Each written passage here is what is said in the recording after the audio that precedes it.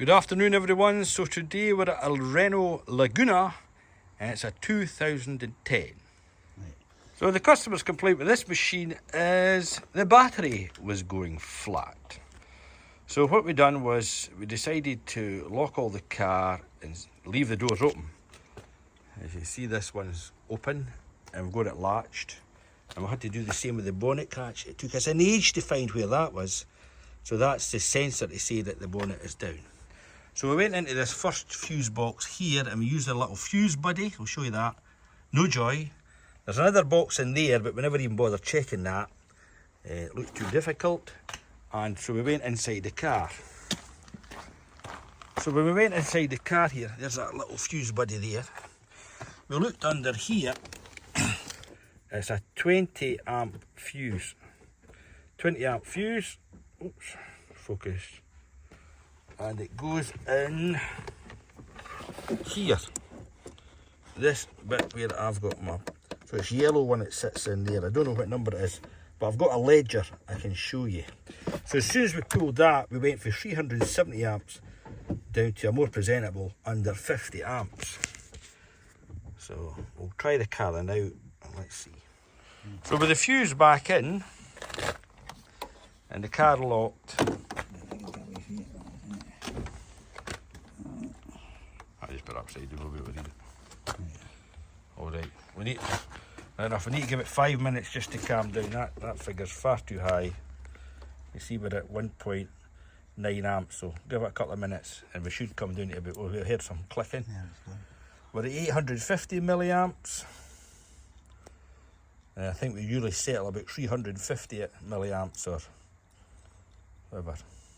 Well, there we took a dive down to 574 milliamps.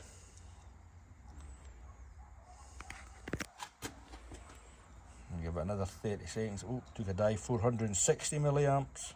It's actually staying higher this time at 429 milliamps. But we'll go into the car and I'll show you that the fuse is back in. Did it take a wee dive? Nah, not much. So I'll show you where the fuse is.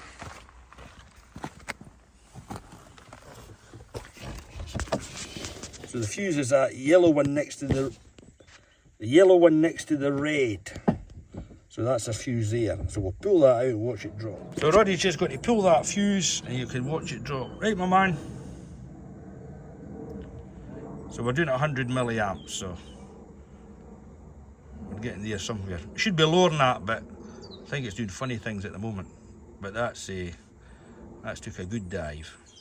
So we've recalibrated our probe and you can see now we're at 0.087.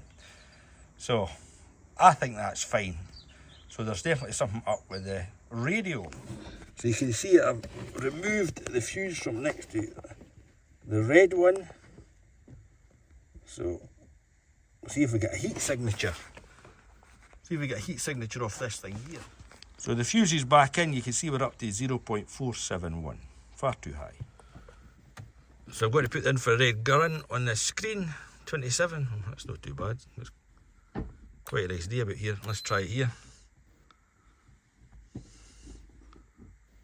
Just a wee bit of difference, eh? Let's leave it a couple of minutes and see if it heats up. Or maybe it's something to do with this bit down there.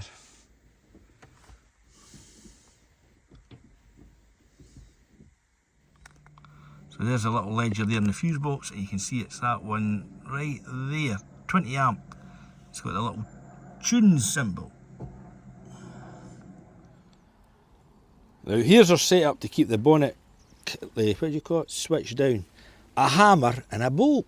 Precariously positioned, but it works. So anyway, here it's at today. That's perfect. 0.035 milliamps. Under 50 milliamps, which is good. But as I said, the customer has declined repair. We'll just leave the fuse out. So with the fuse out, the dashboard does not come on. But I'll put the fuse back in and show you what happens. So the fuse is back in now, so we'll put the radio on, which does come on. There we go. This boots up eventually, you get 4 dashes.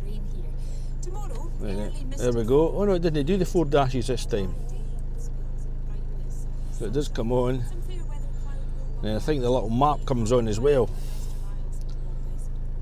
It does, so put it off, radio off, and that shows. So is that anything to do with it? I'm banking more towards the screen rather than the actual radio unit to be at fault. So I don't know, is that just maybe setting the time? No idea. Couldn't tell you, but anyway, let's leave it. Right, we have an update for you. Apart from having a different meter, this is a great wee meter. We like the display in this. It can also do graphical display. And I've seen this on the channel from Ian the Gibby, who's in Canada. So anyway, we've got this little meter on it. It's still showing this negative 0.34 amps, 340 milliamps. And we've kept our old trusty one on it as well. But here's the story. I looked at a wiring diagram, and that fuse that I showed you is fuse number 36. And I thought it just fed the radio, but it doesn't. It also feeds the handbrake switch, and we can demonstrate that when we pull the fuse, the handbrake switch goes out. But the state we're at the moment, we don't know if it's a radio or to do with the handbrake. So we're going to do a test. We're going to go underneath the back and disconnect the what do you call it, the automatic handbrake, and see if that gets rid of this parasitic draw. And we'll work it back for there. So we've got 320 milliamps, but remember when I pulled the fuse we were under 50. So I'll show you where we're going. So we're underneath the car. You can see where that multi-plug goes in about. We're going to disconnect that because I'm sure that's what controls all the handbrake gubbins. So if Roddy can get underneath here, lad, or maybe I can get underneath. You see it? Just that clip. So we've pulled the multi-plug on the automatic handbrake, so let's see if a milliamp draw has took a dive. So we're pulling that on the handbrake, we're still at 0.33. So we can rule out the automatic handbrake, and indeed, can we rule out the switch? I don't know. But here we go. So we've plugged that back in, and our difference in our amperage draw is negligible.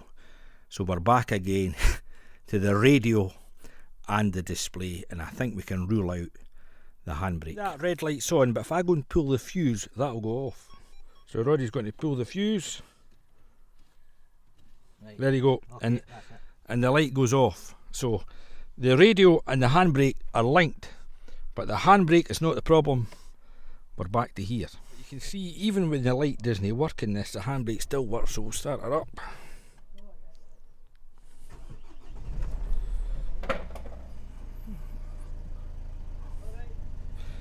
And we'll go in reverse, and the handbrake comes off, and then we can put it back on, so it works fine. But we can't leave it in because of this parasitic draw. This is the following day. It's been lying overnight, so let's see if it starts.